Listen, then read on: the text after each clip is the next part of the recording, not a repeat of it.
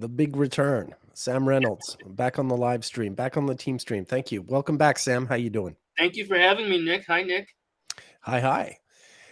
So yeah, 2 weeks ago, you joined me here on the stream, and we were talking about this article I wrote 16 years ago, if you can believe it, about Venus retrograde and race relations in the United States, different sort of events.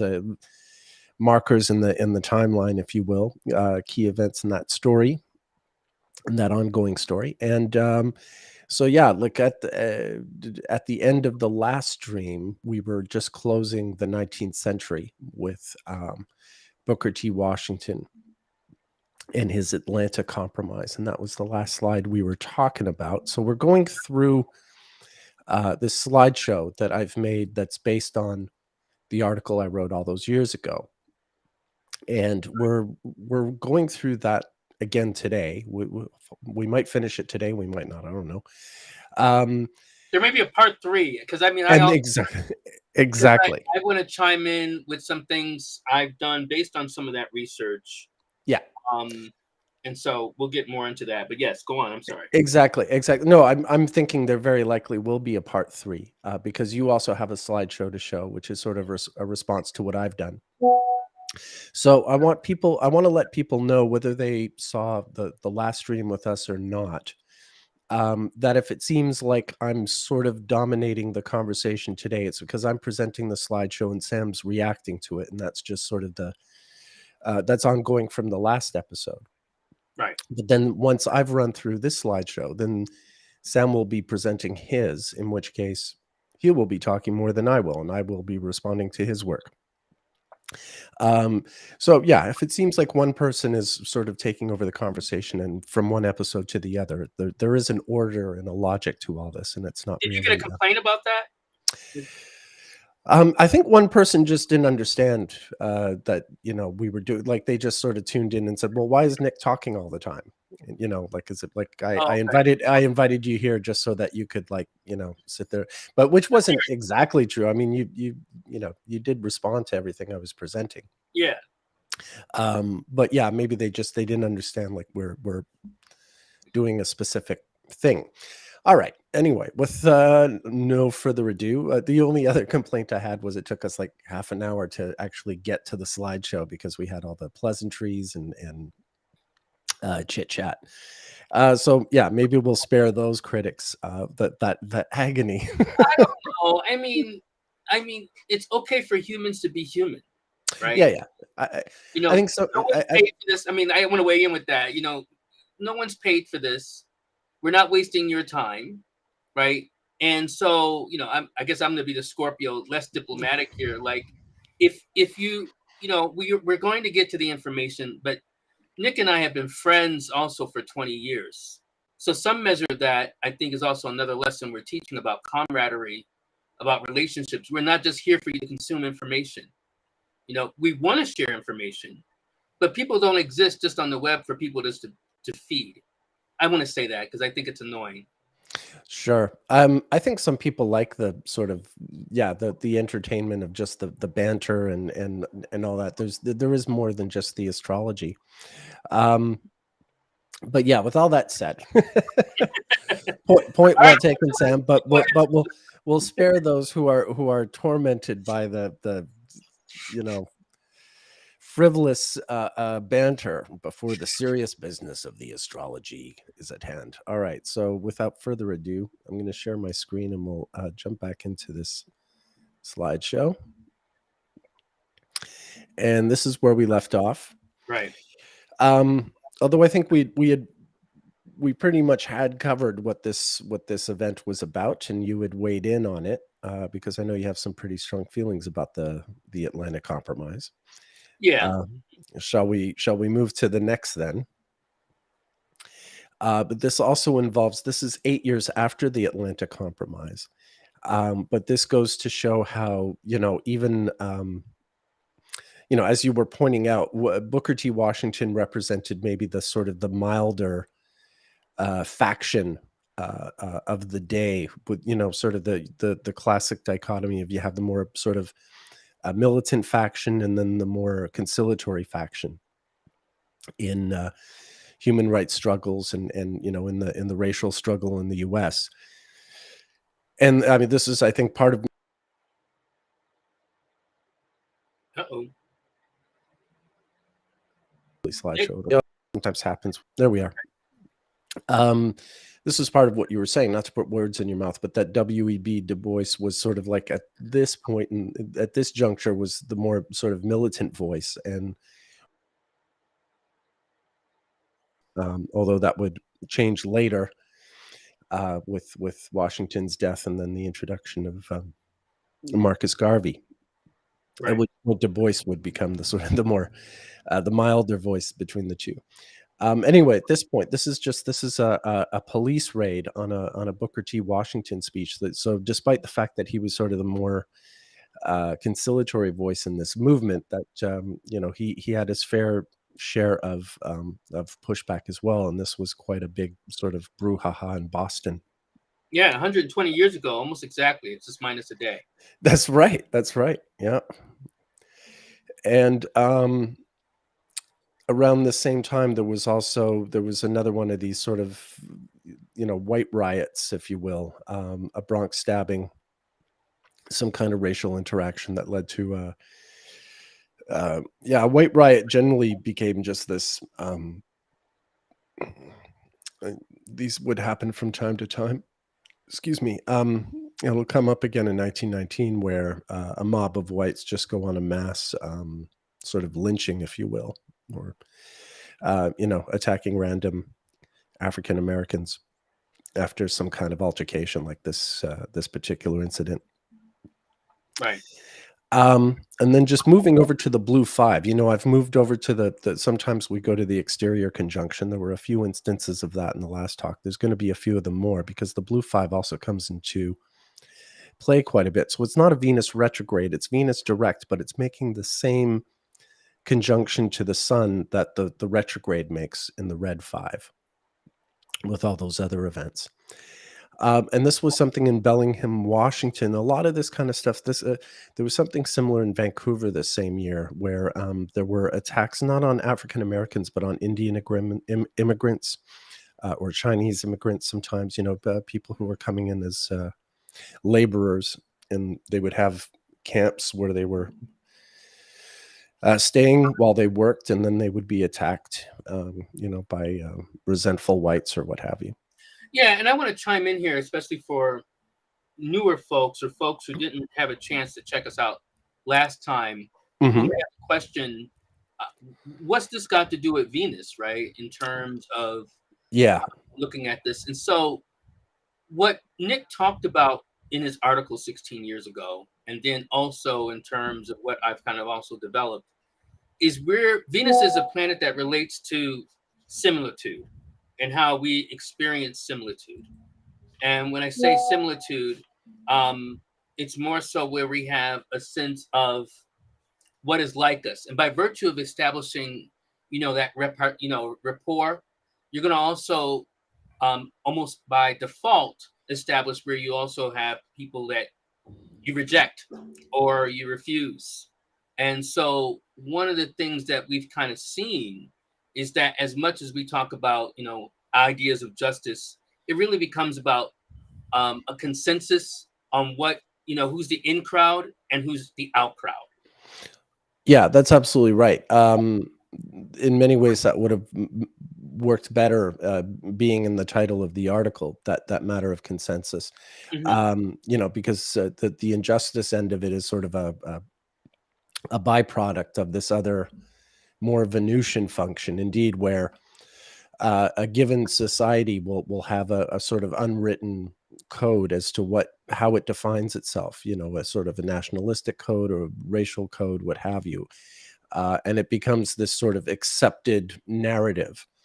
And then along comes some other group of people who, just by existing, disturb the sanctity of that narrative, if you will. Like suddenly, like, what? How am I supposed to believe this thing that I made up if you come into the picture and exist in front of my eyes? That completely throws my narrative into disarray, and I respond with irrational, reaction.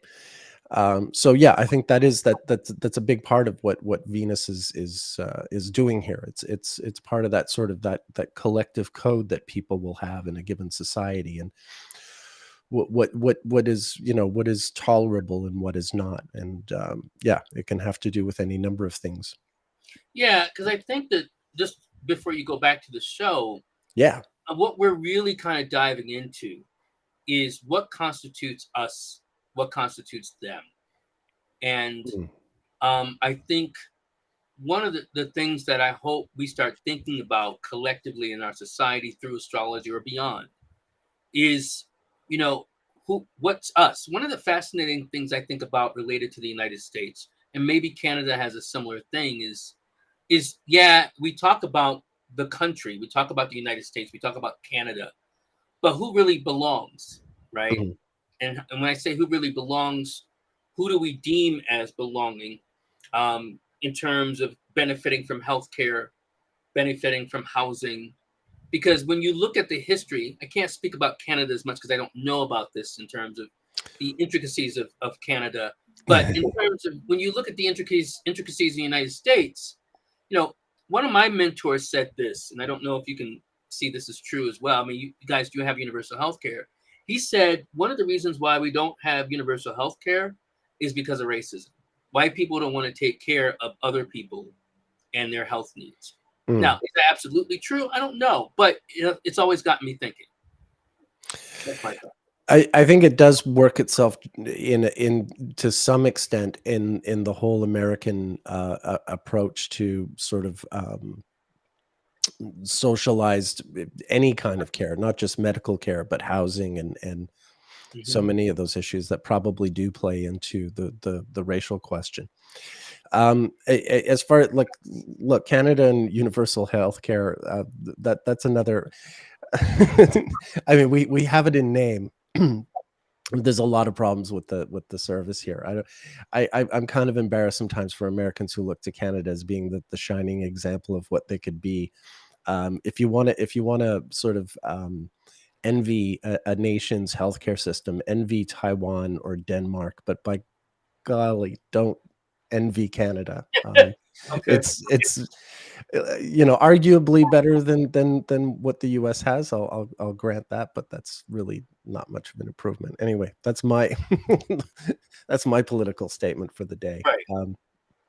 It's not everything it's cracked up to be, which is not. I mean, I'm in favor of a functional universal healthcare system, but that's not what we have in Canada. It's not entirely functional. All right, enough editorializing for me, and Yeah. Let's get back to the show. let's get back to the show. But actually, it's a really good point. I'm glad you made that interjection because it is important to understand why we're looking at Venus when it comes to this subject.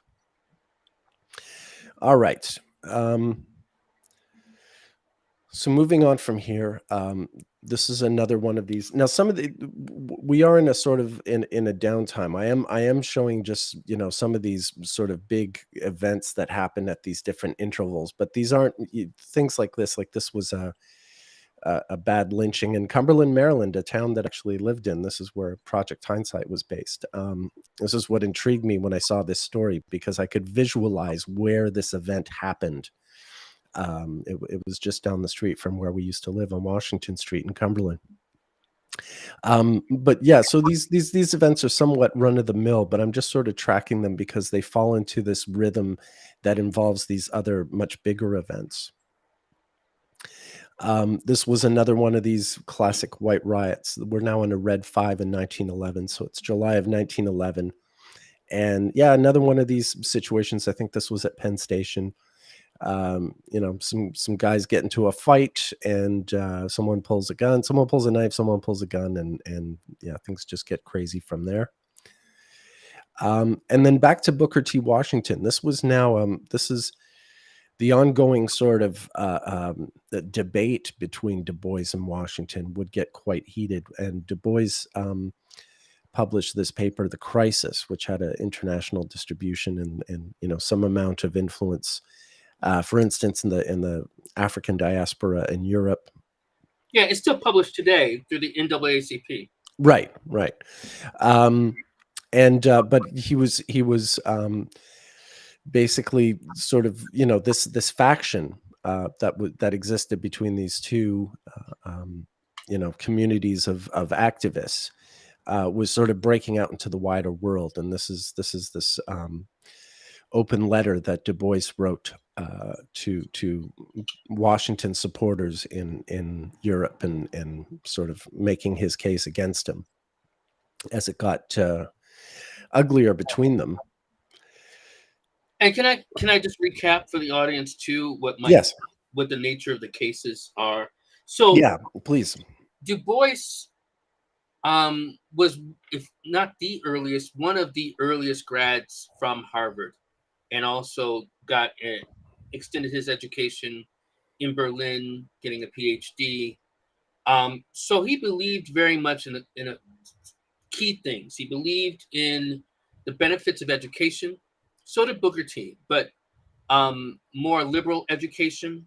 Hmm. And W.B. Du Bois also believed that the benefits of that liberal education was to advance the civil rights of Black folk in America and beyond, especially at this point that we're talking about the earliest 20th century, is that he saw it in this particular way.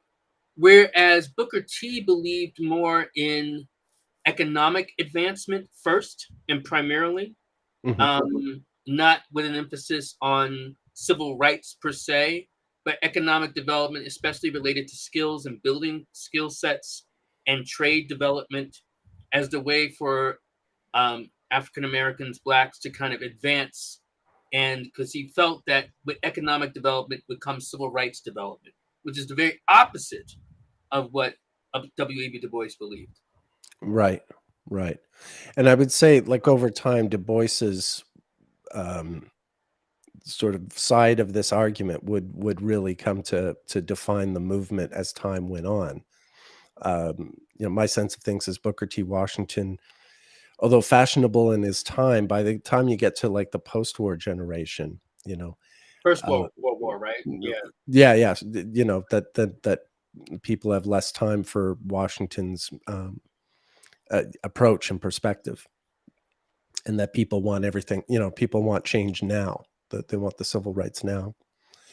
Um, Okay, yeah, but thank you for clarifying that, because it was, yeah, it, like we're saying, it's kind of an ongoing theme where you have these two sort of factions with different approaches, different ideas of how to move forward.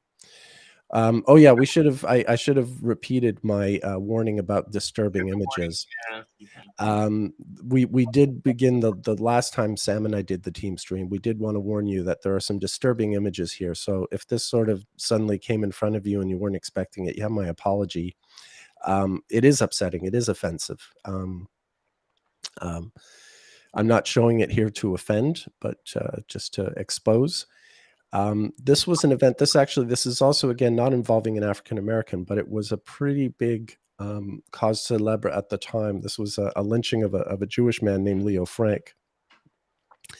That also sort of came under the general reaction. This is at a time when there's a great resurgence of the Ku Klux Klan, and lynchings were really sort of exponentially increasing. And this was one that was really sort of the big story of the summer, if you will.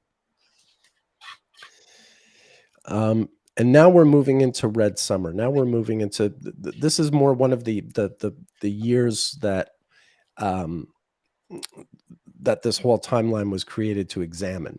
The the previous few examples are I mean, every event's obviously important in its own right, but Red Summer is like a real phenomenon, because what you had was, in the summer of 1919, a whole series of uprisings.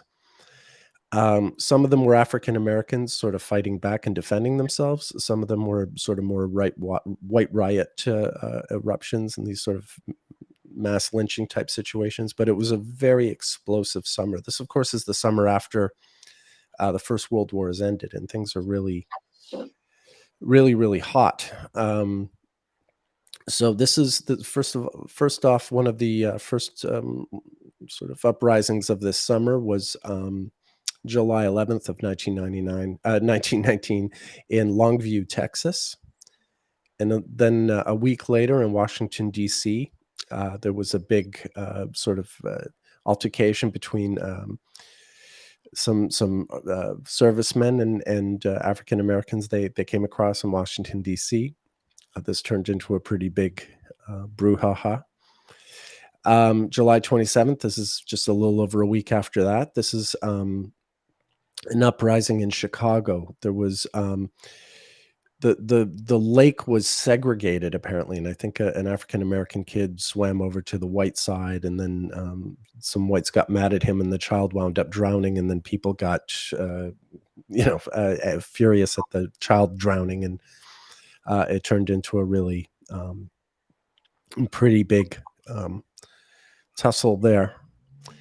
And now we're about a month later. Things have been going on all summer. I'm just showing some highlights. This is Knoxville, Tennessee. And again, a man gets shot, and then there was sort of a pushback from the local whites, and they were, it's one of these sort of white riots, indiscriminate attacks on African Americans and things like that. There's a guy back there in a mask, in a ski mask. In this picture, I don't see him. I don't see anyone in a ski mask. Sorry? By the door? But no. That's just a black man with a hat on. Oh, okay. Are you? Yeah, I don't know. Yeah. It's funny. I think this is one of those days the Klein could go mask off, if you will. Okay, well, I do want to weigh in and say something about this moment. I mean, in terms of Red Summer, you kind of alluded. Please. This is a huge moment in African American history, because this is when soldiers came back, having fought in World War I, having fought for the United States, and seeing how things were in Europe, how also in many ways they were received but treated by their countrymen. This was a moment where, soldiers like, wait, we fought for this country. Why are we treated so poorly and badly? And again, this draws in aspects related to Venus, in terms of how, not just in terms of value. I mean, self-worth is one of the modern connotations for Venus, but also I think here in terms of how they belong, or how we belong or don't belong, and how whites at the same time didn't feel like they wanted to change the sense of belonging. So I think this is significant. It was not just in terms of whites pushing against blacks, right? But it was also blacks resisting and pushing back against whites. Yeah, different one. These different events in Red Summer, you have instances of both. Some of them are more sort of like the one in Chicago was really more African American sort of fighting back. Whereas some of these other ones are more sort of, one little altercation involving one or two African Americans suddenly becomes this big sort of, white riot against whoever is unlucky enough to be on the street at that moment. Those types of situations. So you're seeing all those different variants of conflict erupting over the course of this summer. But you're absolutely right. I mean, part of what's making this really tense is the fact that you do have black soldiers coming back from Europe, having fought for the country, having fought for freedom. The same thing would happen again with the Second World War. If anything, even more pronounced, because the Second World War, is really pronounced as a war for freedom, in a way that the First World War is never argued over in quite the same way. And so, I think another facet of Venus in all this is the idea of citizenship. I mean, you're talking about belonging, but that's the idea. If a man fights in uniform for their country, then they expect their country to sort of stand up for them, as as part of the relationship. So there is this feeling of having sort of devoted and put one's life on the line and fought in the war, and then to come back to the same old discrimination. I want to address, well, first, hello to everyone who's kind of tuning in. Reverend Kai, B. Havens, San Morgan, Chelsea Collins. I don't know if you're seeing this. San has asked an interesting question: disturbing images. Who is disturbed? One of the things I do want to talk about, hi Kate, is that where this is coming from in terms of Nick kind of giving this caveat and trigger warning is that this also can be, disturbing for Black folk, Yeah. right? Like when one of the things that we talked about last time is that a colleague of ours showed a disturbing image of George Floyd's life being extinguished um, by Derek Chauvin, um, and some people who saw it, who were Black, were triggered by it. This And was in the middle of an astrology presentation. thank you, in Yeah. 2020. So one of the things, that our colleagues said, which in different circumstances might have been understandable, like, well, I want to wake people up. I want people to know about this. But, Black people don't need to be woken up about this, right? We're traumatized by this in real life often. I've seen people gunned down and machete, Mhm. so these not necessarily always under the conditions of racism, but having also endured racism, it's like I don't need to be woken up about that. So that's kind of to answer your question, Sam. Yeah, I mean, that's all. I just want people to know that, since we are tackling this, really disturbing subject, that there's ugly imagery in there, and it's about to get a lot worse too. There's some other really bad images that are coming up in the slideshow. So, yeah, I think the thing with the event, in 2020 was that it was still going on. Like, people were out in the streets protesting the murder when this astrology talk happened and the image was shown. So I think, part of the outrage was just the act of showing the image while we were still in the oven of it all. You know what I mean? These images I'm showing now are over 100 years old, but I mean, they still have an impact. They're still disturbing, but it's not like it didn't just happen on CNN a few days ago. Right. So there is that to sort of temper the impact of it all. But anyway, there we are. I mean, moving forward, we're about to have some more really nasty images, if anything, even Yeah, worse than disturbing the one, images ahead. even the worse than the one we were just looking at, if that's possible. So, take it or leave it, I guess. Okay, so this is Knoxville, Tennessee, August 30th, and then we move into, oh yeah, there's also a Boston police strike, which winds up becoming sort of another one of these white riot situations, since the police aren't controlling crowds, that people are getting into big fights, and there's big sort of altercations between groups of whites and groups of African Americans and what have you. So yeah, that wasn't helping anything. And then, yeah, this is another big sort of white riot lynching. You can see this is, yeah, maybe one of the most disturbing images I have in the slideshow. So this is someone being burned alive, or being burned anyway. I don't know if they were alive when they were set on fire, if that matters. But this is Omaha.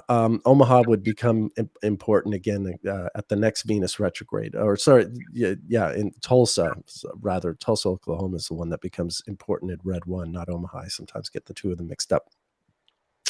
But yeah, this is Omaha, Nebraska, and this is a terrible lynching that happens. Another one of these sort of mass ones. And then this is Elaine, Arkansas. This is a sharecroppers meeting that is busted. You can see the headline there: Negroes plan to kill all whites. So that was the paranoia fueling the whites who busted in on this sharecroppers meeting. I think it was really kind of a union organizing type thing that was racialized, and yeah, things got ugly here as well. So it was quite the summer. And then in the middle of it all, this is just on the side. This is the first Red Scare, and a lot of unionized Russian workers are being rounded up and deported from the U.S. This mass deportation that's also happening at the same time. Oh, yes, and the Centralia massacre. So this is also, I think, there's an Armistice Day parade, and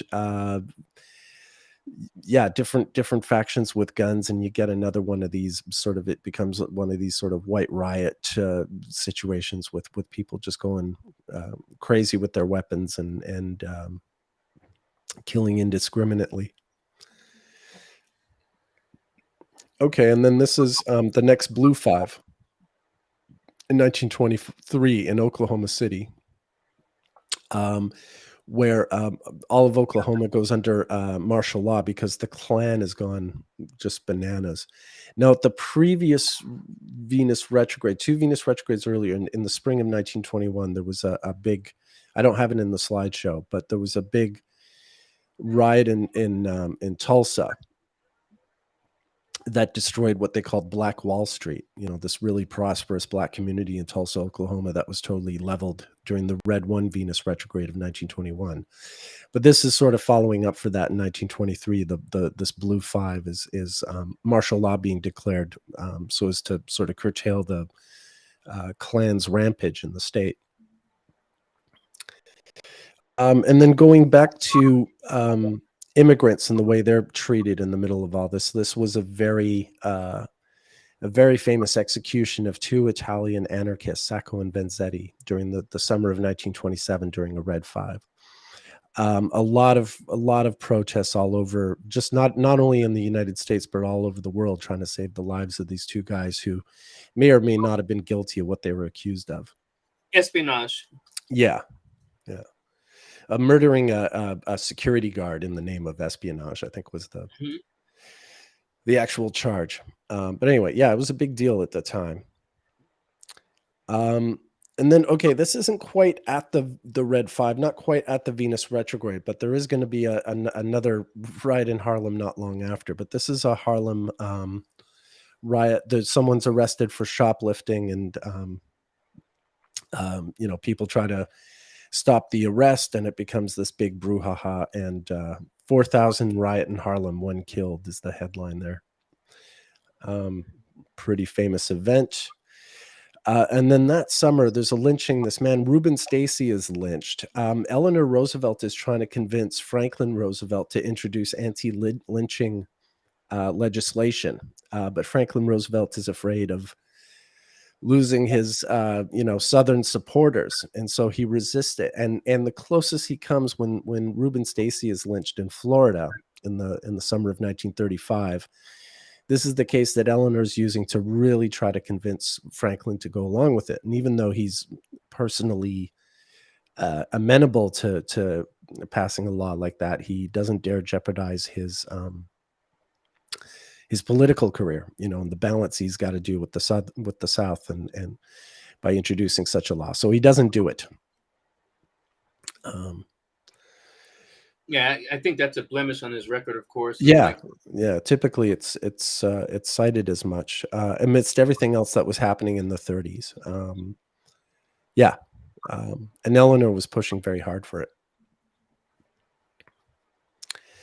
Okay, now we're getting to the summer of 43. The Second World War is going on. Again, this isn't quite at the Venus retrograde, although this riot sort of continues into the Venus retrograde in the last days of the Black 1 interval before we get to the greatest elongation. And this is a fight between whites and blacks in a sort of vacation spot in July, and a fight over whether Belle Isle is integrated or not, and it becomes quite ugly. There had been a big riot during the previous Venus retrograde, early 1942, in the project Sojourner Truth projects, and that was sort of a housing riot. And I think Detroit was just, during the war years, was a real sort of hotspot for race relations. And then we're back to Harlem. So now it's fully on the summer of 1943. And this time the police have shot someone and people are really mad. Remember, there had just been another riot there 8 years earlier over police activity. And so, yeah, there's a major riot in Harlem in 1943. One of these really sort of famous ones. Yeah, so these are people sort of pushing back after police brutality, not unlike what we saw in 2020, I guess. Or any other period, like in Yeah. uh-huh. Yeah. And now we're into the post-war years, and it's 1951, and it's Chicago. Cicero is like a suburb of Chicago, and we're in this period now. This post GI Bill period. Now, I know the GI Bill is a little bit controversial when it comes to, the race relations in the United States. It wasn't necessarily fairly distributed, but you did get, some African Americans who fought in the war did get GI Bill benefits. So they got college educations, and then once they get their college educations, they get a good job, and when they have a good job, they want to live in a nicer house, and so they start moving into a neighborhood like Cicero. And the white residents of Cicero were outraged at this and pushing back, and so this Yeah, is something you saw a lot in the States, but the Cicero one was the one that sort of made this national story of um, yeah, you have now educated blacks trying to move into nicer neighborhoods, and other people pushing back and trying to stop it from happening. and you're seeing this all around the country. So if you want to see something that's fictional related to the horror of it, I believe it was one of the streaming services, either HBO or probably was HBO Max. Mhm. They tackled this in a short series called Them. Um, Okay. and they're talking about integrating Watts, right? It's kind of hard to believe that at one point Watts was white, Right. but this is kind of like that story. Mm. And I mean, this is something that continues pretty much into the 70s. Yeah. Some permutation, like my family, um, my actual birth family was the first black family to move into an all-white neighborhood, and this would be 1968. Mm. This is some 17 years later in Buffalo, New York, Right. and it wasn't a riot, but this also goes with something else, another response, which was white flight, which I guess we'll get to more, Yeah. but there was more the initial pushes Yeah. into other areas. Yeah, and we're going to get into school busing as well once we get into the 70s, and Yeah, we'll see that fall into the red 5 pattern as well. Yeah, Cicero's by no means a sort of a unique event, nor are sort of uprisings, racially motivated uprisings. It's the ones that really seem to be defining of the event, and seem to be sort of bigger, louder, get more press. The Cicero one was the one that was getting national coverage, and was sort of the representative of this phenomenon happening at this time. I think that's a big part. It's it's in the public consciousness. So it's not just people in Cicero who are aware that it's happening. It's people all over the country and all over the world. Just some other events. I have some sort of more personal events that are that illustrate the sort of trouble that individual African Americans were going through at the time. Thelonious Monk, now 6 years earlier, during the Red 1 Venus retrograde in 1945, some police were going to arrest Thelonious Monk at he's a famous jazz composer and pianist. So some police were going to arrest him at a train station, and his friend Bud Powell, who's also a great jazz pianist, sort of stepped in and tried to protect Thelonious Monk, and he got hit on the head, with a club or whatever, and sustained these head injuries that really sort of messed up his life in a bunch of ways. He wound up in asylums, and it screwed up his musical career, which was very promising.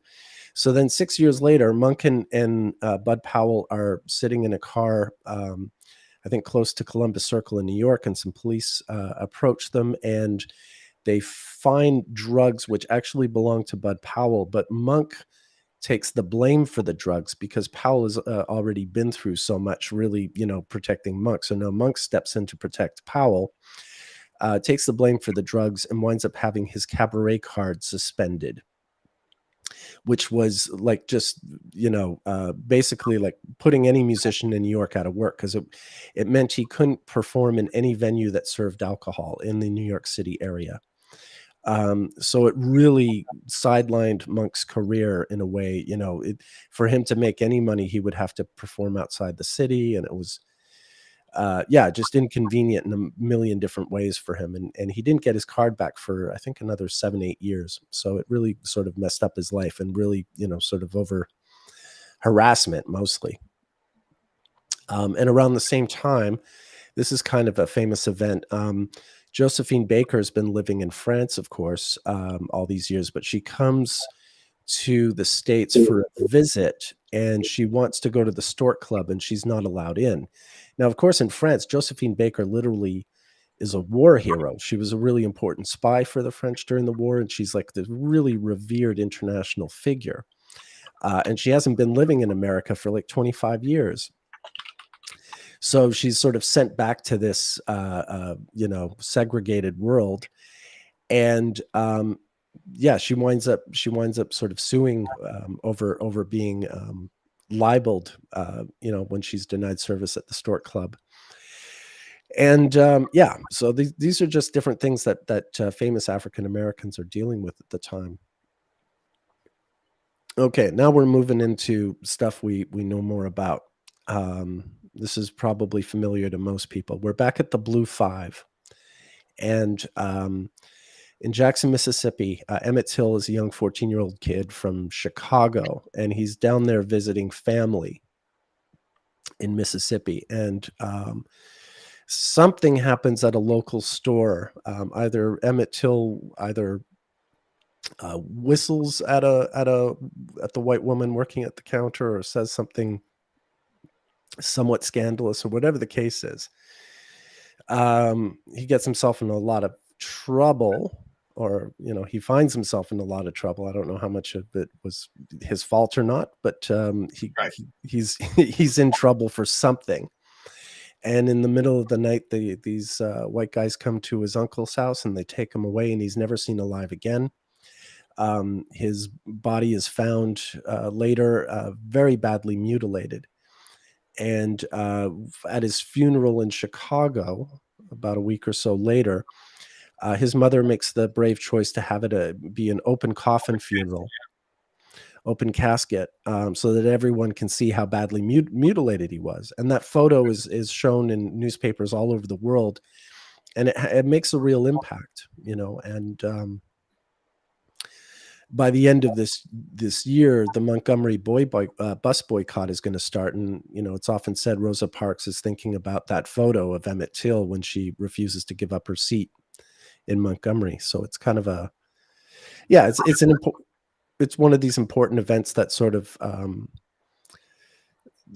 it gets a lot of attention and inspires certain people. For instance, Emmett Till was the same age as Muhammad Ali, who's, at this point also a young 14-year-old kid named Cassius Clay. But he sees what happens to Emmett Till, and he realizes, well, that could have been me very easily.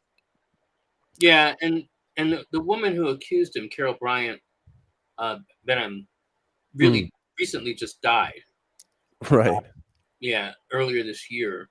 Wow. Which she, was never brought up on any charges or but yeah, this is a very tragic death. I just saw yesterday, there's a film. I'm always resistant to watch films like this, but based on his life and death, just called Till. Okay. I'm curious to see it. Yeah. I've read 2 books about it. Also, I find that, the dramatizations often are just sort of fall short. They're useful if you don't know anything about the story, but once you do, it's kind of hard to watch. But yeah, I might check that out too. I think it's especially, we're going to get to the next Blue Five in a minute. 8 years later, in 1963, where there's also a really, sort of big event that has to do with the loss of innocence, but we'll get there in a minute. First, we're just going to detour back to the Red Five of 1959. First of all, I just have that Billie Holiday dies. It's not necessarily, she was definitely, a victim of police harassment and whatnot. but I just have her in there for. Well, I mean, go back to that. I mean, I think there's a Yeah, little more significance to it. I mean, one thing I know, because you and I have talked about this, why you mentioned folks like the Thelonious Monk and Billie Holiday, is that this was your entry point yeah, yeah, to, studying Venus cycles, because you're into music, you're a musician, yeah, and so you study all forms of music, so you started noticing a trend yeah, with particular musicians. So it's not like, oh, it's just like, oh, he just mentions randomly Billie Holiday, yeah, um, but it's also more so even her significance. Especially when you have, as a blues singer, something like Strange Fruit. yeah, You know that song, in terms of talking about lynching yeah. and particular things. So there is a larger significance to this than just like, Nick mentioning randomly Billie Holiday. No, for sure, for sure. Yeah, definitely all these things. I mean, there's a lot of these really important jazz musicians whose deaths, like their deaths, sort of shatter the community at the time, and Billie Holiday is one of them. When she dies, there's something that changes about New York. There's something that changes in the Black community there and then when she goes. And it's funny. There's a lot of jazz musicians who died during the Red Five. I'm going to get to Miles Davis in a minute. He'll eventually die during the Red Five of 1991. Coltrane will die in the Red Five of 1967. Cannonball Adderley will die in the Red Five in 1975. There's something about it. It's a really big pattern where a lot of these really important musicians of the age died during this Venus retrograde, and I think it plays into um, yeah, how the community is growing and shifting from decade to decade, I guess, is one way to put it.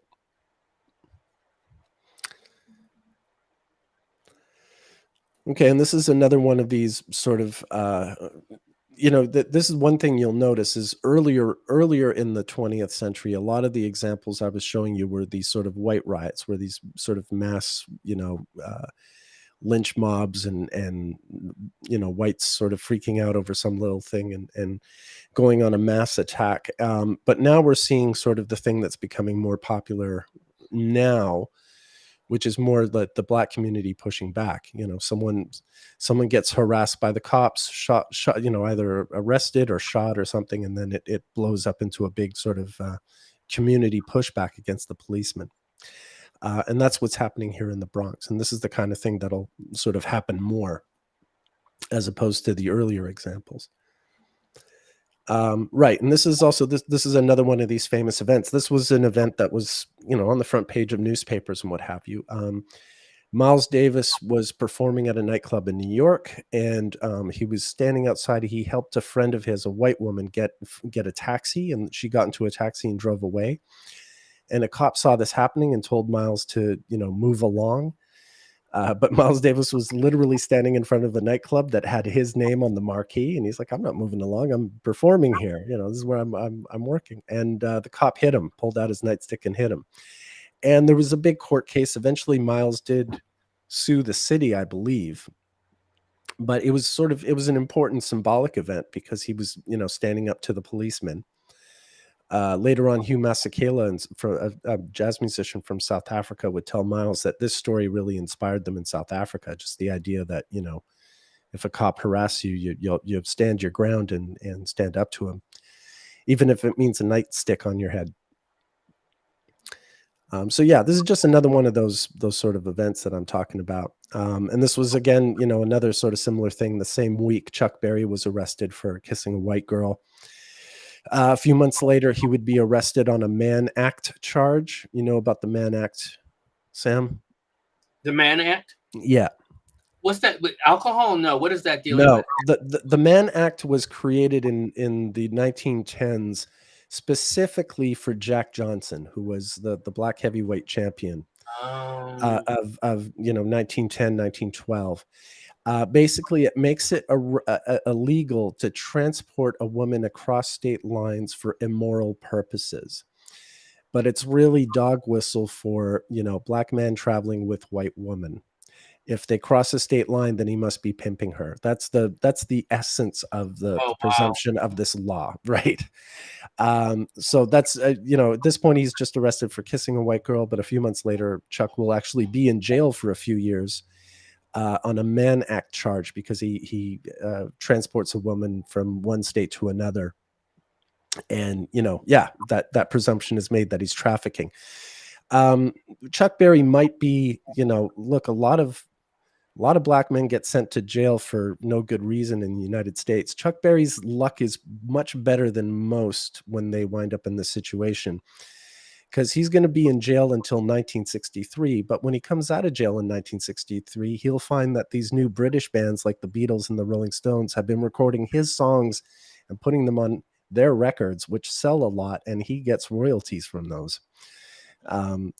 Literally, by the time he gets out of prison, the Beatles and the Stones have been recording his songs. So we're, And he got royalties, but did he get suitable royalties? Did he get royalties? Oh that, yeah. I know there's a lot of ugly stories out there in the music business, but no one took a dollar from Chuck Berry that he wasn't entitled to. No, he got paid for all that. That's good. Yeah. Later on, John Lennon wrote a song called "Come Together" that used some of Chuck Berry's lyrics, and Chuck even sued him for using his lyrics, and that was paid. So even when they did try to do something sneaky with his work, he got paid. He knew what he was doing. I mean, that's also the era. I mean, one of the things why I bring up this question, and I think some of the audience knows this, this is also the era where a lot of Black recording artists were making music, the 50s. Yeah. And then having it redone by white artists. Yeah. And not getting the recognition. This made Pat Boone's whole career. Yeah. One example. Well, that's that's the funniest bit, because Little Richard's song "Tutti Frutti" is about a rather graphic sex act. Right. So, and by no means I like not the not like the what's the word I'm looking for? Not the missionary position, shall we say? Right. So something quite out in left field. Right. And so when Pat Boone was singing about Tutti Frutti, right. covering Little Rich has no idea what he's actually saying. Well, it's actually, and I encourage people to listen to the original for Hound Dog. Oh yeah, Big Mama Thornton. So to hear Elvis's version, it was like, that's pretty tame. Compared to Big Mama Thornton's original. That's so right. Again, this is that era where we're dealing with, which is interesting to kind of look at this through the lens of Venus, through music, because one of the things I shared last time, and then I'm going to go more into when we get to my slideshow, is that when I start talking about the astrological destiny of African Americans, one of the central points that we can see is Venus. And the reasons why we talk, or at least I talk about Venus so much. So it's really interesting. Well, yeah. I mean, you have to think that, and this was true already in the 50s with all these, with all these Black music artists, sort of, gaining a foreign audience. What's happening is these, American records are winding up in England, and then these British kids are hearing these blues and rock and roll records and mimicking them and learning the style and yeah, that's going to be a big sort of phenomenon. But it's something that carries through to hip hop culture today. I've lived all over the world, and you're in the Netherlands, and all these Turkish kids are wearing, FUBU clothes and acting like they're hip hop MCs and what have you. I mean, it's a totally international phenomenon. It's the singular most influential culture in our day by far. Yeah, I mean, you also have the influence related to the blues, and just seeing musical icons that also go into the Caribbean, in terms of the islands, that also influence Bob Marley and some of his sound, and that sound then also gets exported to England. Like the bands that we love, that I think I shouldn't assume for you, like the Police, right? Yeah. The police are heavily influenced by ska, Yeah. right? Yeah. Reggae. Yeah. So there's all these different ways in which, you know, this proliferation of black music starts to, you know, going into South Africa, Yeah. changing the world. Yeah, no, South Africa's still got a really vibrant jazz scene. Jazz music was making a huge impression in South Africa, precisely, for these same reasons. It was showing what was possible, and it was something that people took to very easily, very very easily. All right, so we're moving into the '60s, and things are moving quickly. Um, Wow. so so yeah, this is a blue 5. This is the March on Washington. Notice that you have Venus conjunct the Sun and Uranus. And I'm just going to break the chronology for a minute here, because you'll remember that I showed you last time we spoke. I showed you a slide. Where is it? There we are. I showed you this. In 1883, Frederick Douglass gave a talk when the Sun was conjunct Venus in Libra, but Uranus was in Virgo. And it reminds me in some ways of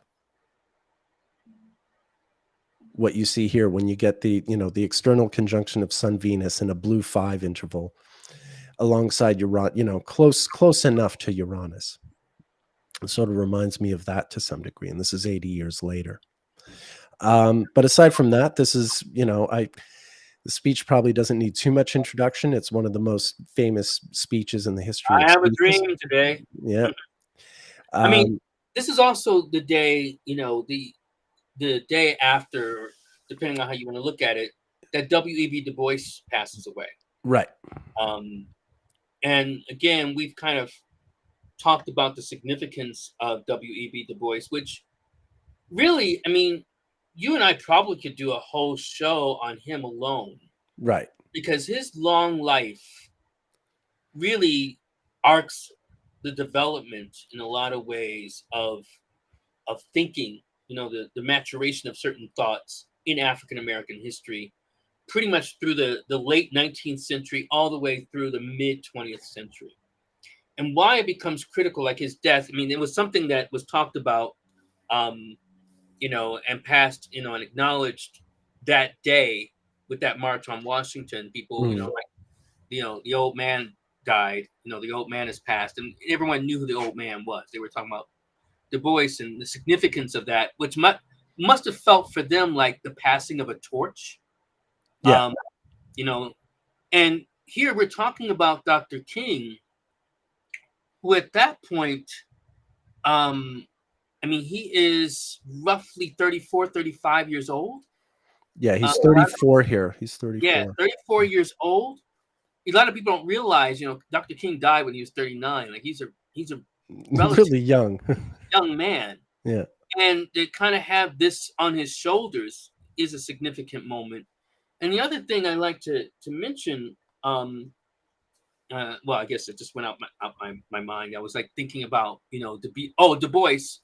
And when I talk about the arc of his development, one of the things that we can talk about now, we mentioned earlier how he was at odds with Booker T. Washington, and then became at odds with the de facto protege of Booker T. Washington, who became Marcus Garvey. But actually, W.E. Du Bois ends up dying in Ghana, basically feeling America is hopeless, essentially coming to the same position that his nemesis, who was Marcus Garvey, had come to some 30 years before. Yeah. So it's really interesting to see this kind of development, and looking at Venus in her, Casimir, or close to it. Yeah, I think I've got them. Look at your damn library. Wait, what? You got 18,000 books? No, some of those are samples. Don't go crazy. I have these 2 volumes by David Levering Lewis. Yeah, I have that. I have these in print as well, but I have them on the Kindle. So yeah, they're really, really excellent double biography there that covers the 2 halves of his life. Yeah, some of these are samples. I don't quite have that many books, although Well, still, man, wow. I do have a lot. I'm kind of a book nut. Um, but yeah, I highly recommend that double volume biography by David Levering Lewis is Mhm. really fantastic. All right, so it's the March on Washington, but there's also I was alluding to this when I was talking about Emmett Till. There's also this terrible event where a bomb in a Birmingham church kills 4 little girls. So as if, what happened to poor Emmett Till wasn't gruesome enough. This was sort of, yeah, and you can see this came on the heels. This is like just a little over 2 weeks after the March on Washington. So this is how the white establishment responded to the way things were advancing. Um, yeah, I have no words.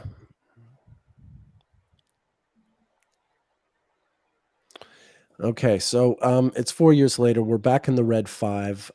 Things are getting very hot with the Vietnam War, and Muhammad Ali is found guilty of draft evasion because he doesn't want to go to Vietnam. It was during the previous Venus retrograde in early 1966, the Red Four of early '66, that his draft status was changed, and he was told he had to, report, and he was fighting it in courts. And a year and a half later, he's found guilty of draft evasion, and he loses his heavyweight title, and he's kind of thrown into the Passport. wilderness. Yeah.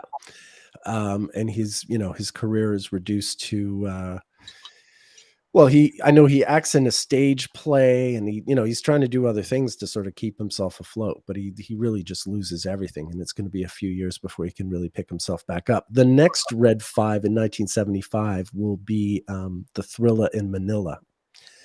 But anyway, here we are.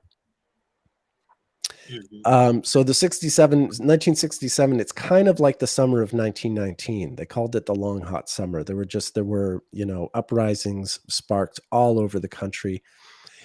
This was one in Newark, quite a famous one, July 12th, 67. Following a cab driver's arrest, you can see, this poor little kid here with a bunch of gun-toting soldiers coming at him. And I believe this has been dramatized in the prequel to The Sopranos. I didn't watch it, but Okay. Newark, Right. Yeah. And they were filming, and so if anyone has watched whatever it's called, with young Tony Soprano, and this is dramatized, and so this is like a key moment. And then I can't recall all that you're going to cover in just a second. Mm-hmm.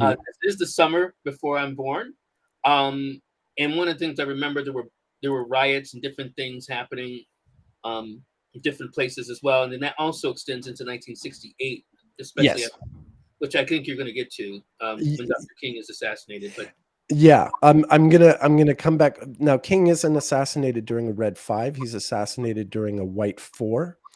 But I am going to come back to that sort of after I run through all the Red Five. So yeah, King is going to be assassinated. Here we are, July of '67. He'll be killed in April of '68. We'll be skipping that for now, and then sort of coming back to it once I complete this Red Five thing. So just 2 days after Newark, this is another riot in New Jersey. You can see this poor kid got shot. There was, I think it started with a brawl in a diner, not unlike the sort of the viral clips we see happening in Waffle Houses across America. It exploded into violence, and things got ugly again. I mentioned, I showed Billie Holiday died earlier. This is when John Coltrane dies. It's another one of these sort of seminal moments in the community. And then moving back into the riots, this is the Detroit 12th Street riot. This is a very famous riot in 1967 that happens in Detroit, really destructive. Remember, we've already seen a few other events happen in Detroit.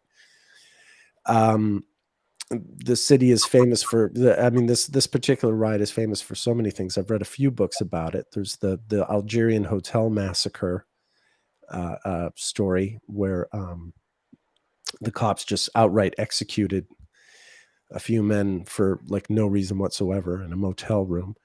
But yeah, this was just a really, really brutal riot, one of the most in I mean, American history. people have to understand the significance. I mean, we're talking about particular isolated moments, right? But Yeah. it's important to understand the significance of these moments in the larger pattern of civil rights history. Hmm. So these riots, as they begin to happen, especially in a critical city like Detroit, this is the beginning of white flight, where people are fleeing from Detroit. I'm going to also get into some controversy because we talked about Mr. Frank, who had been lynched. Yeah. So this is the beginning also of, as we start to go into riots in different parts of the country, this is also the beginning of some measure of the breakdown in Jewish-Black relations that happens during the civil rights movement. Someone asked me to talk more about like my history in Buffalo, um, related to it. And it's not so much about, my family moving into an all-white neighborhood, but my mom used to be a cleaning woman in Jewish homes, and she would talk about, kind of where some measure of this anti-Semitism in the Black community came Mm. from. And some of this came from very complicated situations like this. You're like, well, what do you mean? Well, as people rioted, one thing to realize is that a lot of these cities, whether we're talking about New York, Detroit, other places, the people who cohabitated in the quote unquote ghettos with Mm. Black folk, a lot of them were Jewish proprietors and Jews. Mm. A lot of Jews actually experienced their businesses, homes being burned down during these particular moments. Mm. Now, some measure of that was feeling like, well, you know, are you, many Black folks going with like, well, are you really with us? Whether they actually were with us or not. Um, and no, it's kind of the nature of what happens in terms of the Jewish condition, at least in the United States, where yes, you're white, but not white enough. Mm. And so a lot of Blacks built up some measure of resentment also toward Jews, deserved or undeserved, whether you want to evaluate that or not. So this moment that we're seeing here with these riots in Detroit taps into so many different things I'm sure you read about in Yeah. terms of how the police are dealing with um, largely Black institutions and people and civil rights, how Blacks are dealing with each other, how Blacks are dealing with other groups who are cohabitating with them, Mm. whether those be natives, indigenous folks, whether those be Latinos, as Mm. well in terms of the movements and the activation that starts to happen with that, and then also with Jews. Yeah. So again, this is like a critical moment for those who are ostracized at the same time trying to find their way in. Yeah, I mean these uprisings are notorious. I mean that's something that you often hear is uh, you hear that chorus of why are they burning down their own homes? Why are they burning down their own stores, their own schools? It tends to happen. These uprisings happen in the neighborhoods people are living in.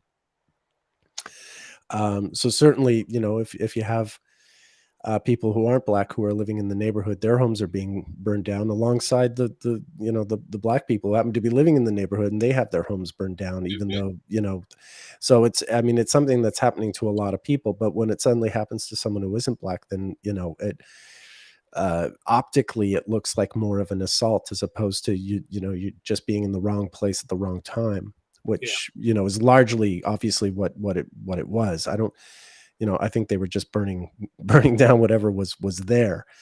And if it happened, if the family was Black, well, they lost their house. If the family was Jewish, they lost their house. right. At this point, it's not anything anyone can control. That's part of the situation. Yeah, but this is a famous riot. There's all kinds of literature on this particular event. Okay, and this is another one I can just sort of run through again. There's another jazz musician being targeted and needlessly arrested and harassed. The great composer Charles Mingus. This happens to him at that point. And with it being 1967, we're also the Black Panthers are now a thing. Huey Newton and Bobby Seale started them in October of 1966. So this is like a year into their founding. In May of 67, they famously turned up at the state capitol in Sacramento, with guns, exercising their Second Amendment right. And by this point, in October of 67, towards the tail end of this Red 5 interval, Huey Newton gets into a shootout with the police, and he's injured and arrested, and he'll be in jail for the next few years. And the cries of "Free Huey" posters and pins and slogans and what have you becomes a familiar refrain over the period of the late 60s and Look at early that T 70s. square, and also we're looking at a lunar node return for, Yeah. because I know I'm born just Not long after this. not long after this. Also, you got a Mars square to Saturn and the ascendant. Yeah. It looks like you have a very specific time. Yeah. 3 in the morning. Yeah. So Yeah. That's from the police report. Yeah. you got Yeah. Regulus for the moon. Mm-hmm. So yeah, this is a pretty significant moment. Yeah. But go And on. Huey himself had natal Venus retrograde. He was born in early 1942. He's a red 4. So he's got Venus retrograde.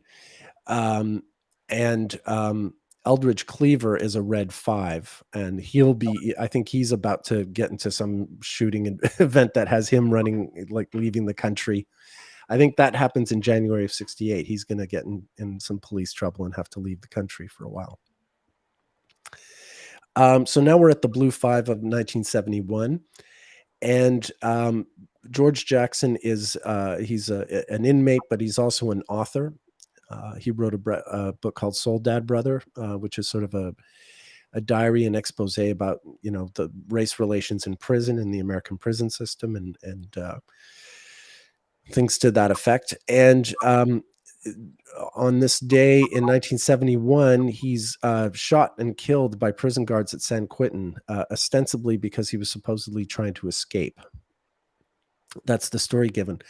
But his death then sparks the Attica prison riots. It spreads out and becomes this big phenomenon. So that just as Mars is going to be stationing direct, and we have this Sun Venus, we're in the Blue 5 again, the famous Blue 5, Sun Venus conjunction, and there's this the Attica prison riots. Really huge prison riot. A bunch of people wind up shot. Prison guards and inmates lose their lives in this, and really brutal. Leading to a lot of different quote unquote reforms and changes in prison systems. Right. So this is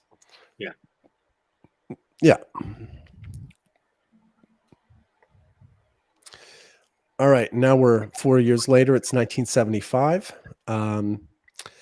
First off, there's the Pine Ridge Reservation FBI shootout. So the FBI find themselves on a reserve in Pine Ridge where they're not welcome, and a shootout breaks out. And this leads to this big sort of standstill that goes on forever.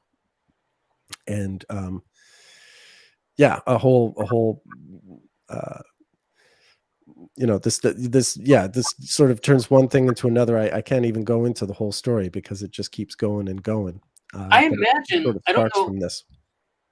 I mean, when I was doing my research on policing, I came across, we talk so much about the development of policing related to, Black Americans. But one of the things I discovered in the United States, a lot of advances related to policing actually relate to indigenous folk. Right. Have you found in your research, Venus cycles related to indigenous folks, or that's I do. That's a whole, I mean, I put this one event in here because it's a red 5 one, but there's a bunch of others when you go back to the 19th century and what they refer to as the Indian Wars, for want of a better term. Right, which went on forever. It went on forever. There are a lot of key events that occur during, Venus retrograde. Like Custer's famous Last Stand, that's a red 3. And Wounded Knee, that's a red 2 in 1890. A lot of those really sort of signature events in this ongoing war between indigenous Americans and the American state, the American police state. Yeah, I wonder what we would find with the Bureau of Indian Affairs, with the creation of that, if we would see that there's a Venus cycle, what Venus cycle that would be in. Yeah, the actual creation of the bureau, I can't say off the top of my head, but definitely, like that's something we can go into in a later conversation. I can take you Yeah, into the of course. database and we can look at some of the different events that happened, especially like I said in the 19th century, when there was so much fighting going on. They were just sort of perpetually at war with one tribe or another. And Yeah, one of the, there is a lot of Venus retrograde stuff that you can pull out of there for sure. going back to George Washington and the creation. I mean, literally not the creation of George Washington, but the creation of these things. After the war against the British, it was actually against the creation of the Department of War, right? Mhm. Really starts with the advancement of against the Indians. It wasn't even Well, war. yeah. I mean, look, the main reason, like there's one part of the Revolutionary War that Americans don't really learn in their version of the Yeah, history, absolutely. which is, okay, so the British were charging taxes, and since they didn't get to vote for the taxes, that's Yeah, I deemed talked about unfair. this. And that's all well and good. It should be important for people to be able to vote for the taxes they pay. But the Britain wasn't just sort of taxing them to like take their money for no reason.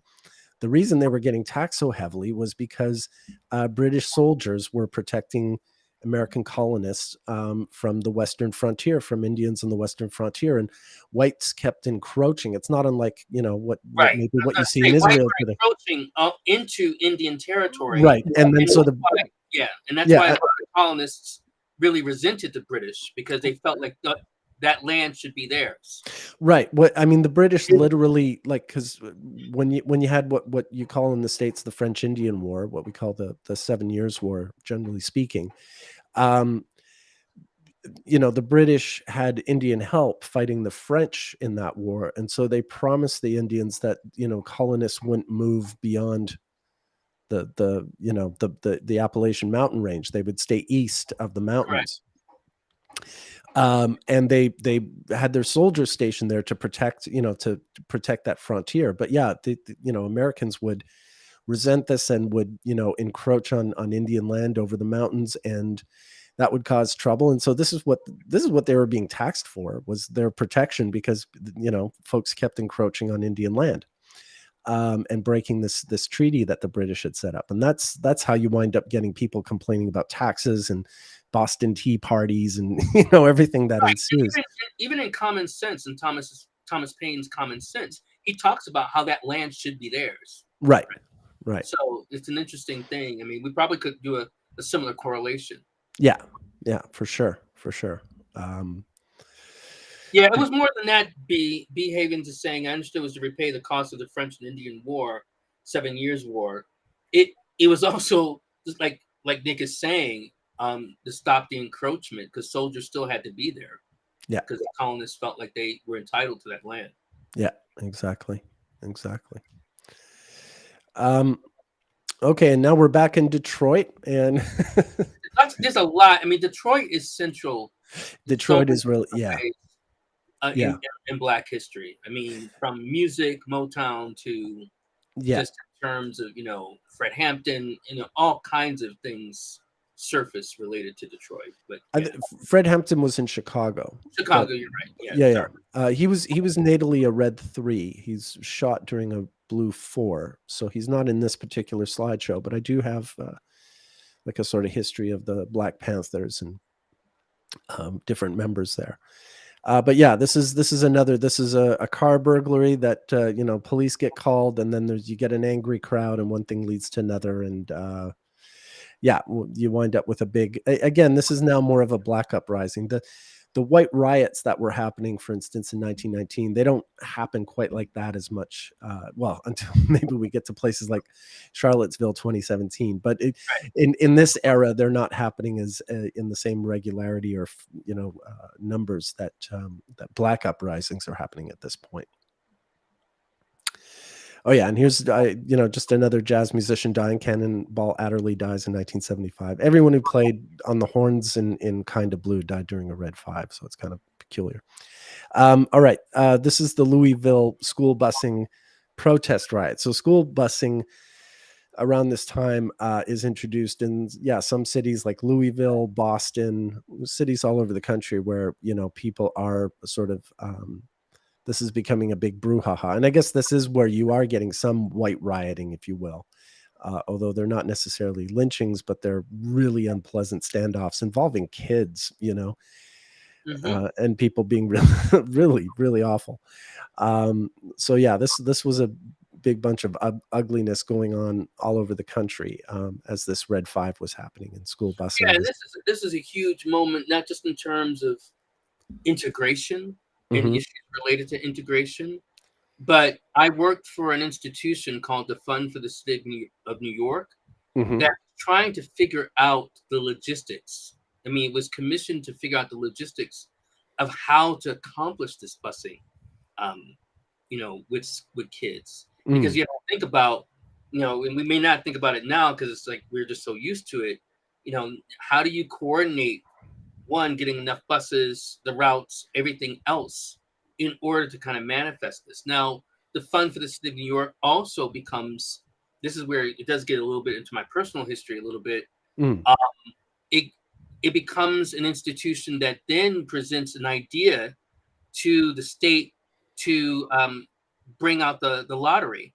Now, my father was, I think you know this, Nick. Some people on Twitter know my father was an organized crime. Didn't do drugs, but he did the numbers. And Right. the numbers are the precursor to the lottery. And what that is on the street.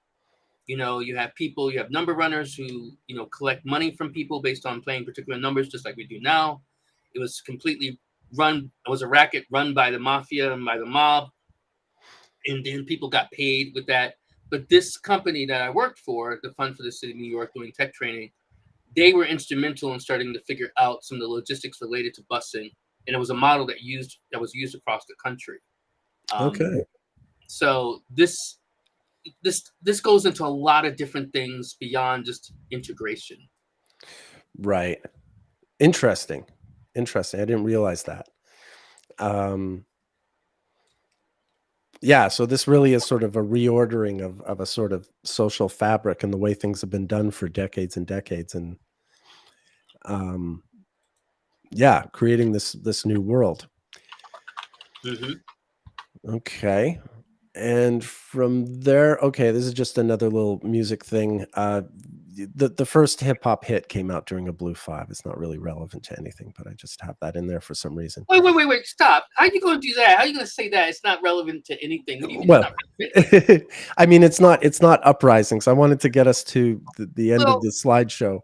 I understand. I mean, are we at the end of Okay. the slideshow? No, No, right? no, not by any measure. That's why. I But know we have okay. a long way to go. I mean, Yeah. this is pretty big. I mean, this was huge for me. Yeah. I yeah. remember this, surfacing. I mean, you probably do too. Oh yeah. And hip hop, and we're at the 50th, going toward the 50th anniversary of it. Hip hop, it's interesting to kind of look at hip hop's emergence quite similarly to we have the emergence and development, not just the World Wide Web, but also in terms of the internet, the proliferation of the internet. The internet was created probably at least 15 years before this, but this is where it starts to enter more the mainstream. A lot of people don't know as we're going into the 80s, hacking, CompuServe, the ways in which we're looking the for phone freaks and all that. we're looking Captain for Crunch. Yeah, we're looking for connection here. So these are all these big moments. Yeah, no, this is definitely, and I do find that the Red 5 and the Blue 5 tends to turn up in a lot of really important moments in the history of music. And so this is included in this, for that reason, because this really is this genre that until this record comes out, I mean, hip hop is something that happens, in block parties. You'll have DJs in the Bronx or Queens or whatever, performing what today we would recognize as a sort of hip hop MC role. But for this to just actually turn up on a record that everyone's hearing, especially up in Montreal where I was, it was as big there as anywhere else. So yeah, it's really the beginning of hip hop becoming this phenomenon that exists just outside a few isolated neighborhoods in New York, right? Yeah. All right. So there you go. We're not going to just zip through that, but Right. anyway, moving right along. These are more sort of prison riots. I showed you Attica earlier.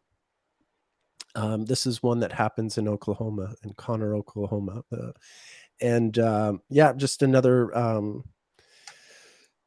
Since I had Attica there with the blue 5, I thought I would include some prison riots that occurred at other red 5 intervals, and they do tend to be, this one I know was a sort of racially motivated rampage. This was also kind of a big story at the time. This was a graffiti artist named Michael Stewart who was beaten by the police for no other reason other than having, spray cans. And I think he was doing legit art, or maybe he was just tagging. But yeah, he was shot for no good reason by police at a subway in New York City. And that same week, we have Vanessa Williams becoming the first Miss America. Yeah, I throw in some of these other events that Black Miss America. The first Black Miss America. Did I say the first Miss America? Okay. You did, yeah. Just goes to show. Yeah, I'm just including some of these events because they add. It's like with the Sugar Hill Gang. This just sort of puts you in the time, in the era, and you have some sense of like some of the other developments that are going on. Oh, one thing I should have had in here that wasn't in the slideshow was. I guess we'll come to it in 91, but in 1967, Thurgood Marshall was appointed the first Black Supreme Court justice. And what was that? A red 5, or what was that? During a red 5, yeah. During a red 5 in 1967 is when Thurgood. I forget why he's not in the slideshow. I meant to have him in here, and I just don't have him in the slideshow, but he should be. In September 1967, during a red 5, Thurgood Marshall becomes the first Black Supreme Court justice. And also during a red 5, you have Vanessa Williams becoming the first Black Miss America. Yeah. And I guess we're going up on a Venus return for that moment. Yeah. And it's a Venus and Leo, no less. Yeah. So it's a very interesting moment. Mm-hmm. I see that someone has a question, Reverend Kai. Just ask your question. We're not going to call it. You got to put it in the chat. Okay, so what's going on? What's the question? Someone has their hand raised, Reverend Kai. Oh, okay. Yeah, just put the questions in. We can't. Yeah, we can't. All right, so if you want to go on. Okay. Yeah, I see her with her hand up. I see them with their hands up, but I don't know what that's about. So yeah, I don't know what the. Okay. Oh no, I was saying I also had family that ran numbers. Oh, ran numbers. Yeah, that's kind of a thing. So that's cool. Right. Yeah. Look at all you guys, all you gangsters in my involved. all these gangsters in my live stream. Okay, thank you, Stephanie, for clarifying. Okay. Right. DJ Scott LaRock. Yeah. Yeah, KRS-One. So this is Boogie Down Productions. Yep. Yeah, Boogie Down Productions. Yeah, and his murder is like sort of what like the first. I mean, we're going to get to Tupac later and things like that, but this is an early casualty in the hip hop community, and yeah, Scott LaRock's murder was quite the big deal at the time, quite the cause célèbre. Yeah, and this sparks Boogie Down Productions and KRS-One, and the outrage related to his passing. Yeah, all of that, because he only did 1 or 2 records at the most with KRS-One before he was killed. That's correct. They were just getting started. Yeah. That year, pretty much. Yeah, I think it's just that one record that I know. Mm-hmm. All right, 1991. I was in Europe when this happened, so I only sort of learned about it later. But this is the Crown Heights riot in Crown Heights, New York, suburb of New York City.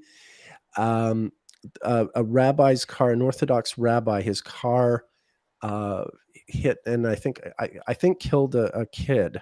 Mm-hmm. And then the neighborhood sort of erupted, and it was a big.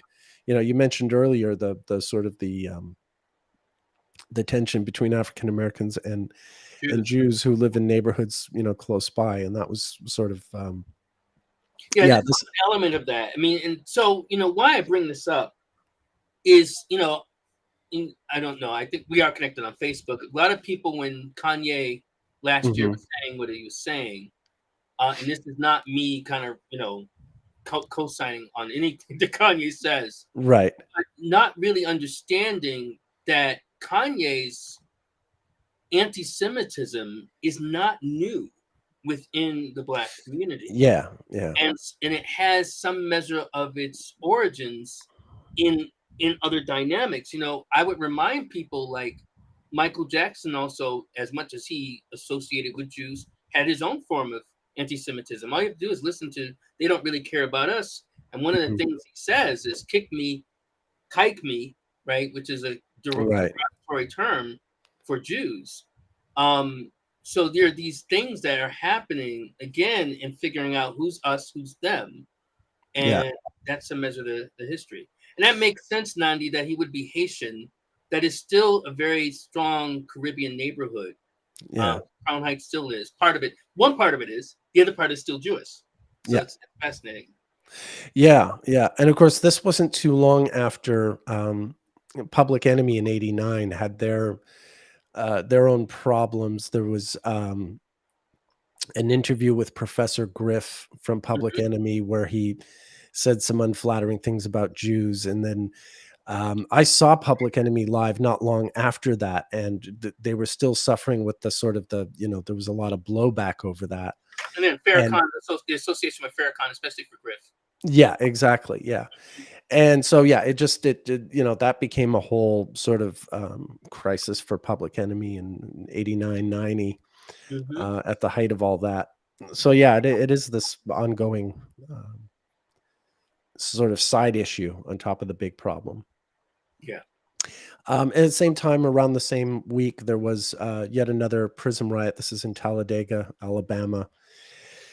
Another sort of racially motivated inmate uprising that got really ugly in Alabama this summer. And yeah, this just continuing with the deaths of famous musicians during these times. Miles Davis dies during the Red Five.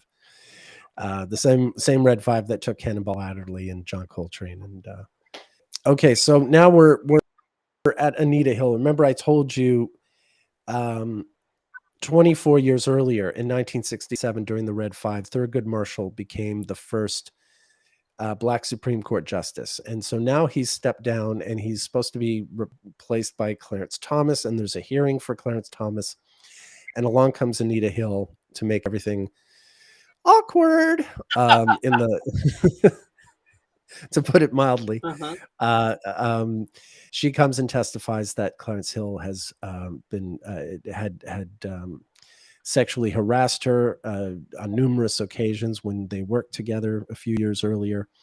And this becomes this huge, it's all televised. And for the first time on live TV, we're hearing, phrases like pubic hair and just, Okay. you know, yeah, Coke can. Mhm. Well, yeah, in 1991, we were still the public was still relatively prudish. This is pre-internet, so all the details advanced on live TV during these hearings were somewhat scandalous for the time, I'd say. Wouldn't Yeah, you say, Sam? yeah, it is, and then B. Havens is saying, yeah, she's still taking flack for speaking the truth. Oh In yeah, for terms of sure. what happened with Brett Kavanaugh, and the woman who spoke out against him. And what's Yeah, fascinating about reflecting on this moment with Anita Hill, Clarence Thomas has pretty much shown as a justice, independent of his decisions and everything. He doesn't give a fuck about what anybody says about what he wants to do. That cavalier sensibility that Anita Hill was describing, yeah, it has pretty much come to the forefront in terms of, him taking expensive trips, you know, um, things that he shouldn't be doing, questioning the ethics of his stewardship, particularly. You could right. probably look at others, but it's interesting to kind of see he's revealed himself. And what's fascinating is that Clarence Thomas pretty much didn't start speaking in terms of, or weighing in with questions until like a few years ago. Yeah, he had been a justice for 20 something years or so before pretty much he would even ask a question during a hearing. Yeah, he really would not say very much at all. Yeah. So now we're seeing not only did she say the truth then, but manifestations of who he is now, especially with his wife's shenanigans and everything else. Yeah, yeah.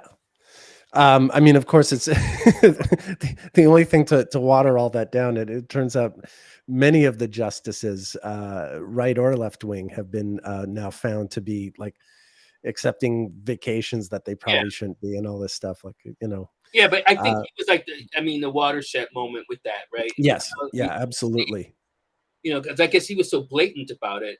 But now you're right. We do know that others, whether they're right or left of the aisle, yeah, have that. yeah, absolutely. I'm gonna just show you something, show you guys something, just to show you the power of this, since we're on the subject here. Um, and aside from the slideshow, to show a different slideshow.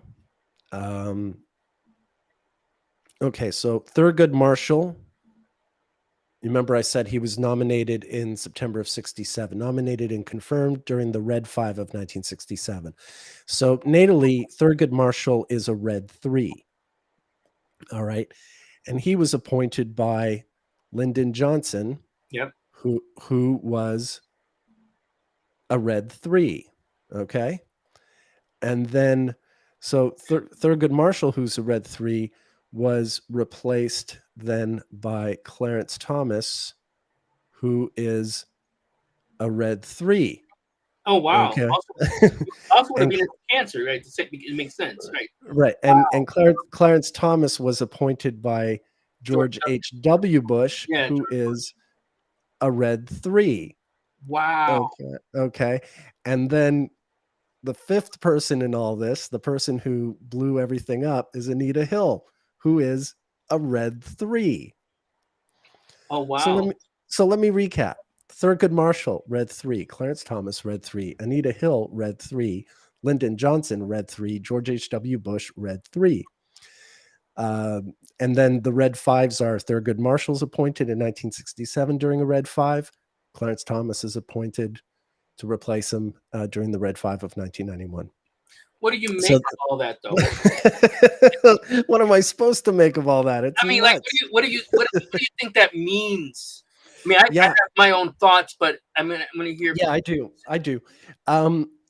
Well, again, it comes down to the idea of Venus being a consensus. And I think when Venus goes retrograde, these are these moments when the consensus comes up for review.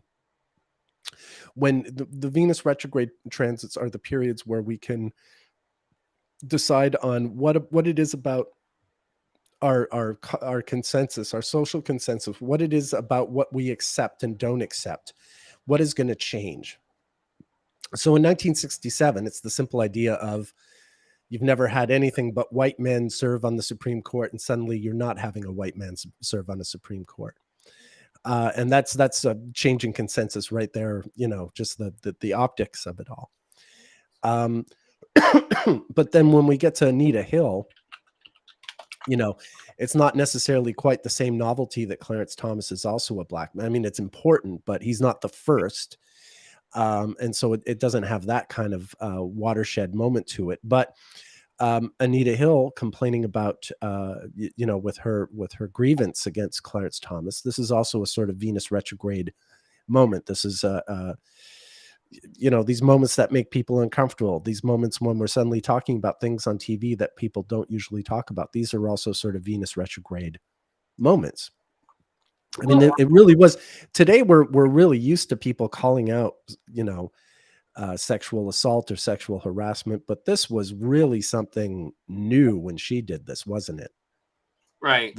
This was not something that happened in the culture. Women did not speak out about this kind of thing until Anita Hill did.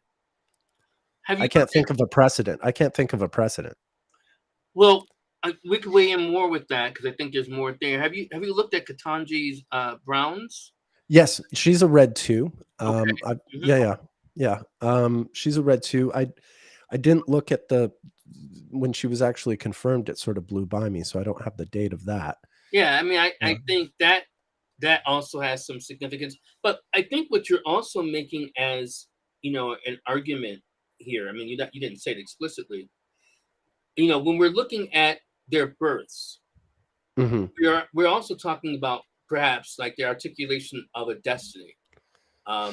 Not only in terms of what that moment means, but what that Right. also could, as a spool, be spun to mean some years later. Because when we're looking at their births, there's a not only a correlation to how these men, for instance, like with George W. H. W. Bush, and then also in terms of Thurgood Marshall and Lyndon Baines Johnson, there's a way in which they're kind of tied together toward a moment or series of moments that articulated even in the beginning, which is, I think, the real basis of astrology. Yeah, yeah, yeah. I mean, it is. It's. It gets kind of mind-boggling to contemplate. But I see what you're getting at. They all show this potential right from birth, and just the way it all sort of unravels, and the different personalities, play their roles, and we get to these seminal moments like Anita Hill testifying here. But yeah, I mean, there's Venus retrograde all over the incident. Everything from the white black dynamic to the man woman dynamic, and the way all these sort of accept these entrenched attitudes are getting sort of shaken up, and some things that have never been said are suddenly being said out loud. Right. Yeah. Anyway, yeah. I know you've only got about 8 minutes or something, right? Don't you That's have to? correct. Yeah. So why So don't we look at a few more, unless you want to pause or something? We can get no, I'll go through a bit more. the 90s, get through the 90s at least. Yeah, we'll get through the '90s, and then next week, I guess. Hopefully, you can join me next Monday, and we finish this slideshow, and we go into your slideshow. Okay. Yeah. Yeah, Um, sounds good. that sounds really good. All right. So I mentioned Tupac earlier. Tupac isn't killed during the Red Five, but the thing that sort of leads up to, ostensibly probably leads up to his murder, is what was called the hip hop wars of the summer of 1995 during the Blue Five. Just it started harmless enough, with just some back and forth between East Coast and West Coast hip hop figures at the hip hop awards, but then things got ugly, and the lines were drawn, and yeah, by September of '96, Tupac was killed, and then in March of '97, Biggie Smalls was killed, and that was sort of, I think it all it erupted from what was going on this summer during this Blue Five, the hip hop wars, and angry words being thrown back and forth. Um, Chuck Knight was just born just after Venus became an evening star. What would that be? Suge Knight was born, I think he's April 1966, isn't he? Yeah, yeah, yeah. But He's got a morning star Venus. He would be April born. 19th, 1965. I have. Oh, is he 65? I know that, like, that was a controversial thing. So yeah, in April 65, that is a blue one, and that's when Venus has just become an evening star. Yeah, Yeah. so it's a blue one, which is sort of, yeah, in a way connected to this blue five. Tupac himself was a blue five, or he's a black one going on a blue five. He's on the border, the cusp between black one and blue five as well. Yeah, because we don't have a time for him. Is that right? No, yeah, Right. yeah. He's a Gemini born in '71, so he was born just before the blue five. Or yeah, I think he might be a blue five. I'm trying to remember. He's right at the edge between sorry, a white one and a blue five, not a black Yeah, one. Nandy, we don't have a time for him. Yeah. So we can't say he's an Aries ascendant. We don't know what he is. No, no. Okay, so this is the era of the OJ trial. So OJ wasn't arrested during a Venus retrograde or anything like that, but this is a really important moment in the OJ trial, and the one that's sort of most mask off with regard to sort of the racism behind the LAPD, and all the other sort of subtext hovering around OJ Simpson. Because really, I don't know what you think, Sam, but to me, the OJ Simpson trial isn't so much a murder trial, but it's a trial to see like the whole sort of premise of the American dream is you're supposed to make enough money to be able to murder someone and get away with it. I Right? Like that's the ultimate sort of white privilege. If you're rich enough, you're supposed to be able to kill someone and get away with it. And the problem was that, OJ Simpson's very rich, very successful. And he's supposed to be just like any white man in his station. He's supposed to be able to kill someone and get away with it. And for some reason, they just weren't let him getting away with it, as if like, putting someone on trial for murder is well, I mean, there's so many different nuances of this. I mean, like yes, one of the things yeah, to go back to is his marriage to Nicole Brown Simpson, right? sure, And his marriage, even though it was more. I mean, he had been married to a black woman. Then he marries this, blonde hair, white woman from who. I mean, he was born in Germany, but she's American. yeah, And so it was a different idea of integration of the dream. hmm And I think on some level we could see like, oh well, this, you only can go so far with this idea of the dream, marrying a white woman, blah blah blah. And then when she's murdered brutally, as well as Suddenly he's a black guy again. he's a black guy again, being Right? Yeah, chased by the police in a yeah, Bronco, yeah, right? And I think there's some measure of that. In terms of his trial, I'll say this. Um, Even though he was not convicted and he was acquitted, I always have felt that he knows who did it, though, if he didn't do it. I think there's always yeah. a question of like, well, I don't know if you're completely innocent, buddy, but yeah, he didn't get away with murder.